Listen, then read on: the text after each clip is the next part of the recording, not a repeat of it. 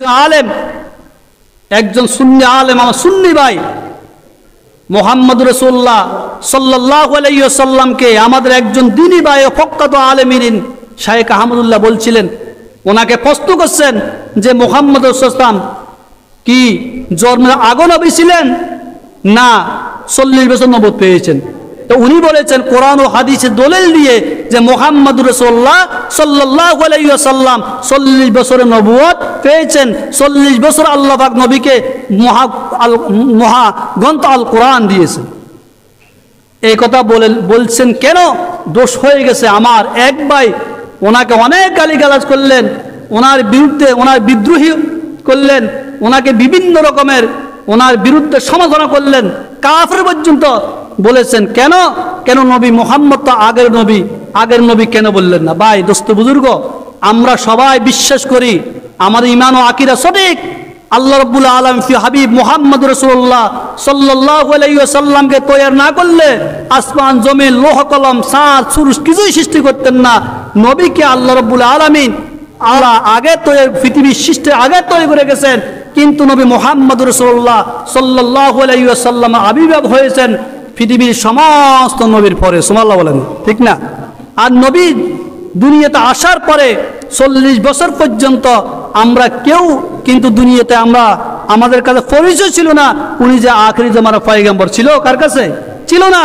যখন গারে হেরার ভিতরে নবী মুহাম্মদকে আল্লাহ পাক জিব্রাইল পাঠায় নবুয়ত দান করলেন, কোরআন নাজিল করলেন 40 বছরে, তখন আমাদের সবাই জানে যে উনি আখিরি জামানার পয়গম্বর মুহাম্মদ রাসূলুল্লাহ সাল্লাল্লাহু আলাইহি ওয়াসাল্লাম। এই জন্য আমার ভাই বলেছে আল্লাহ 40 বছর নবীকে নবুয়ত দান করেছেন, 40 বছরে নবীর নবুয়ত প্রকাশ হয়েছে। সুবহানাল্লাহ বলেন না? ওনার কথা রাইট না? অবশ্যই রাইট। আল্লাহ 40 বছরে নবীকে সে মানে আনুষ্ঠানিকভাবে, কিভাবে আনুষ্ঠানিকভাবে নবুয়ত দিয়ে কোরআন নাজিল করে সকল দায়িত্ব দিয়ে নবীকে দ্বীন ইলাল্লাহর দাওয়াত দেওয়ার জন্য জমিনে নির্দেশ দিলেন। সুবহানাল্লাহ বলেন না? তো এগুলা নিয়ে আমাদের মারামারি, হানাহানি, কাটাকাটি কেন সাধারণ বিষয় নিয়ে, অথচ আমাদের ফরজের কোনো খবর নাই। এই জন্য আল্লাহ মুহাম্মদ রাসূলুল্লাহ সাল্লাল্লাহু আলাইহি ওয়াসাল্লাম আমাদের জন্য একটা পুল, আমাদের জন্য আলোকবর্তিকা, আমাদের জন্য মানে সে পুলের ঘ্রাণ, ঠিক কিনা?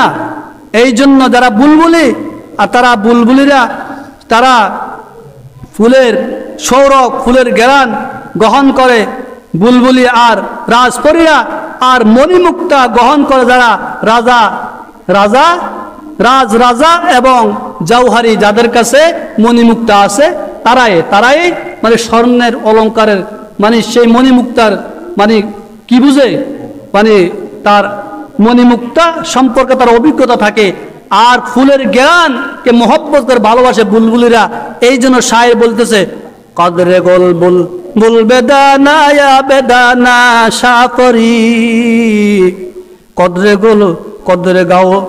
কদরে গাও হর শাহ বেদানা ইয়া বেদানা জওহারি।